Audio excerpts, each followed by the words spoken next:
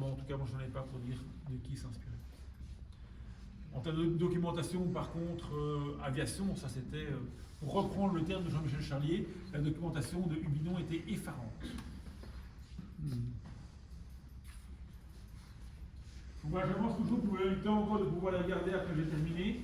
Bon, je ne vais pas revenir sur effectivement les anges bleus entre autres, ou la décomposition donc, des pages, parce que vous comprenez qu'au fur et à mesure que vous les regardez maintenant, grâce au code qu'on arrive et qu'on a pu évoquer précédemment, vous comprenez la manière dont ils travaillent et dont ils continuent à se mettre en danger pour pouvoir y arriver.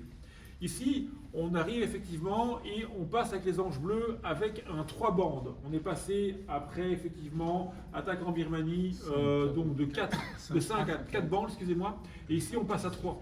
Et lorsqu'on a interrogé Hubinon par rapport à ça, donc il faut savoir que le passage à 3 bandes, c'est quasiment un passage que la plupart donc, des magazines ou la plupart des bandes dessinées vont réaliser à cette époque-là, imprimé quasiment par Jacques Martin, en tout cas sur la partie du Lombard, mais donc sur la partie ici du Puy, qu'en mode réaliste, Hubinon s'accapare pleinement. Et il disait que ça lui prenait beaucoup plus de temps d'arriver à dessiner une page en 3 bandes qu'en 4.